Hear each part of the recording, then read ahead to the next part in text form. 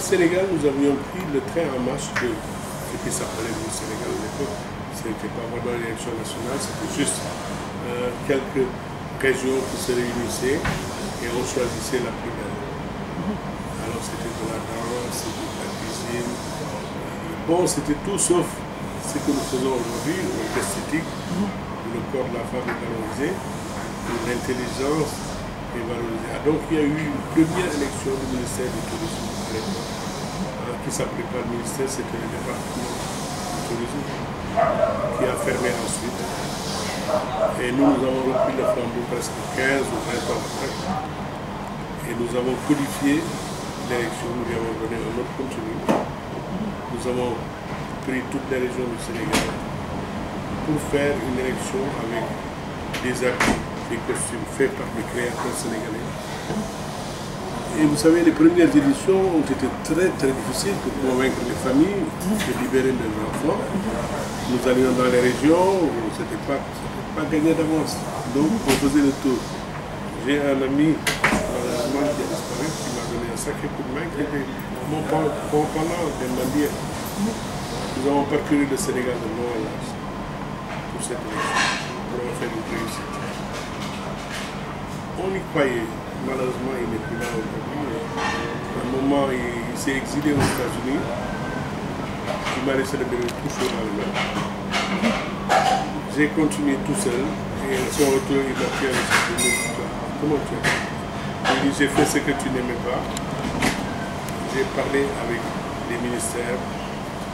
Et ils ont finalement accepté de nous donner une subvention annuelle.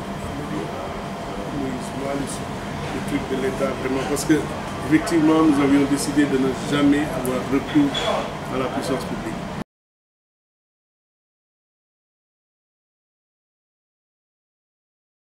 Je suis très content. Je suis très content et fier que c'est des jeunes Sénégalais qui connaissent bien Dakar, parce qu'avant c'était des gens qui ne venaient même pas au Sénégal, qui connaissent les réalités, qui s'en occupent. Et je leur donne. Dès qu'ils sont venus, ils m'en ont parlé, j'ai dit, mais écoutez, ça m'a réjoui. Je suis d'accord pour vous accompagner et j'accueille votre candidate avec plaisir. Elle a sa place, parce que le Sénégal, ce n'est pas seulement nous qui sommes ici. Nous avons la diaspora qui est extrêmement importante. Nous avons été faire des élections là-bas. Nous avons aussi nos camarades d'Italie, de Bergamo, qui vont organiser aussi Miss Teranga. Nous avons nos amis de Belgique qui vont organiser, nos amis d'Espagne qui ont déjà organisé la Miss été au Sénégal. Et elle sera là jusqu'à la finale de saison d'or et elle sera avec nous. Donc, vous voyez, il y a un bouillonnement qui annonce une bonne reprise de Miss Sénégal.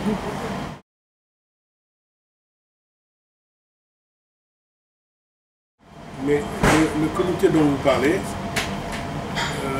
je n'ai jamais eu vent de ce qu'ils voulaient.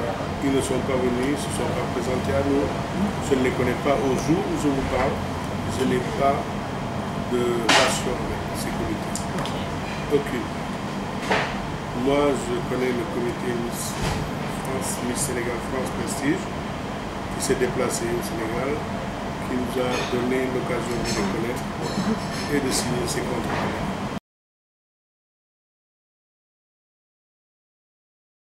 Mais je crois qu'avec l'apport des moyens de communication modernes, Internet, les télévisions, je crois qu'avec ces jeunes, j'ai senti un tel dynamisme, une telle volonté de réussir. Ça me rappelle Ambroise Gomis il y a 30 ans. Alors je suis très content, moi, de savoir que c'est eux qui vont s'occuper de la destinée de Miss Sénégal, parce qu'il faut, dans tout, il faut qu'il y ait un événement permanent. Il n'est pas dit que dans peut-être une année, moi je me retire dans mon petit coin à Saly et regarder les gens continuer à s'écrabouiller. Alors j'aurais bien aimé avant savoir que cette organisation est dans les bonnes mains. Et c'est ce que je souhaite.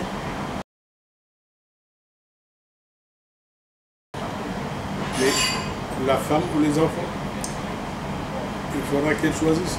Nous avons ces deux problèmes majeurs, l'enfance au Sénégal, et ensuite nous avons l'alphabétisation. Il y a une étude qui a démontré il y a une semaine qu'il y a 50 et plus % de personnes qui ne savent ni lire ni écrire. C'est un cancer, c'est grave. Aujourd'hui, en 2014, nous avons toujours au Sénégal une population qui ne sait ni lire ni écrire, donc qui est loin de tout, qui est exclue de tout. Alors moi, je voudrais que ce soit pour l'alphabétisation ou bien les enfants.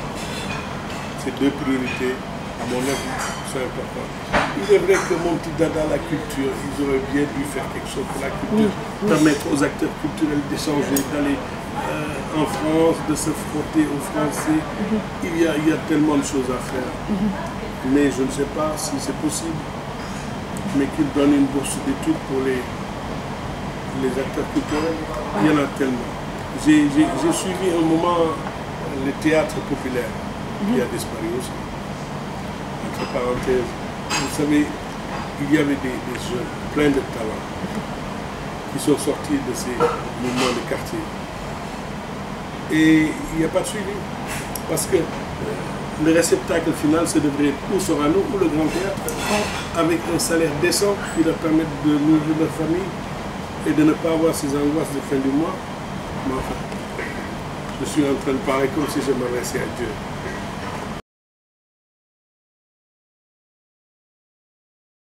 Pour nous autres, ce qui est important, c'est la transmission. Avoir confiance en des jeunes brillants qui savent gérer les situations de crise comme il y en a dans les pays et qui savent tenir toujours la barque. Et je crois qu'avec ces jeunes que j'ai rencontrés, il n'y a pas plus de 10 jours, mais ils m'ont donné tellement de plaisir à les voir se mouvoir à Dakar, de me parler de ce qu'ils veulent faire. Il y a tellement d'ambition, je souhaite qu'ils réussissent.